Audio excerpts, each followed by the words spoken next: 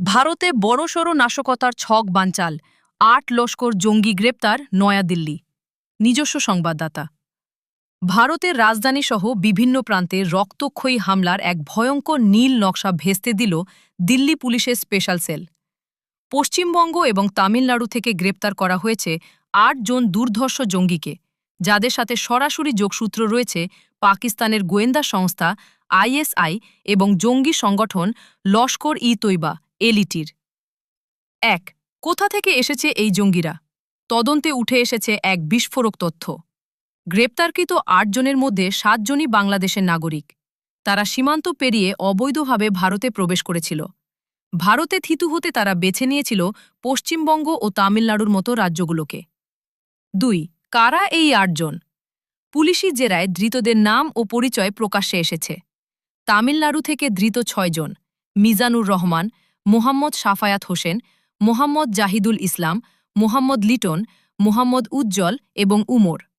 পশ্চিমবঙ্গ থেকে ধৃত ২ জন: উমর ফারুক, মালদা, পশ্চিমবঙ্গ এবং রবিউল ইসলাম, বাংলাদেশি নাগরিক।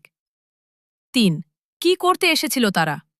তদন্তকারীদের মতে তাদের মূল লক্ষ্য ছিল দিল্লির লালকেল্লা, জনাকীর্ণ ধর্মীয় স্থান যেমন চাঁদনি চক এলাকা এবং মেট্রো স্টেশনে বড় ধরনের আইইডি বিস্ফোরণ ঘটানো।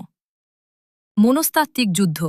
তারা দিল্লির জনপথ ও কাশ্মীরি গেট মেট্রো স্টেশনে ফ্রি কাশ্মীর এবং ভারত বিরোধী পোস্টার লাগিয়ে মানুষের মনে আতঙ্ক ছড়ানোর চেষ্টা করেছিল। রেকি। বিভিন্ন স্পর্শকাতর এলাকার ভিডিও এবং ম্যাপ পাওয়া গেছে, যা থেকে স্পষ্ট যে তারা হামলার আগে জায়গাগুলো পর্যবেক্ষণ করছিল। ৪. কিভাবে ধরা পড়ল তারা? এই অপারেশনটি ছিল গোয়েন্দা এবং প্রযুক্তির এক অসাধারণ সমন্বয়। সূত্রপাত: গত ৭ ও ৮ ফেব্রুয়ারি দিল্লির মেট্রো স্টেশনে রহস্যময় কিছু পোস্টার পুলিশের নজরে আসে। সিসিটিভি ফুটেজ দেখে পুলিশ দুই যুবককে চিহ্নিত করে। Digital trail. মোবাইল ফোনের টাওয়ার লোকেশন এবং কল রেকর্ড অনুসরণ করে গোয়েন্দারা জানতে পারেন তারা কলকাতায় লুকিয়ে আছে। প্রথম গ্রেপ্তার।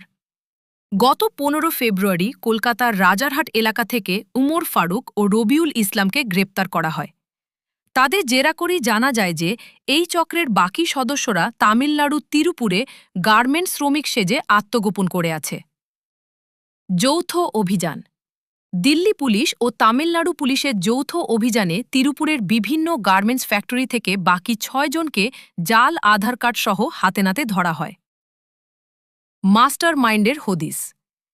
এই পুরো মডিউলটি পরিচালনা করছিল সাব্বির আহমেদ লোন নামে এক ব্যক্তি, যে বর্তমানে বাংলাদেশে বসে পাকিস্তানের নির্দেশে কাজ করছে। সে মূলত ভারতে অবৈধভাবে থাকা বাংলাদেশিদের মগজ ধোলাই করে এবং ভুয়া পরিচয়পত্র দিয়ে জঙ্গি কার্যকলাপে নিয়োগ করে।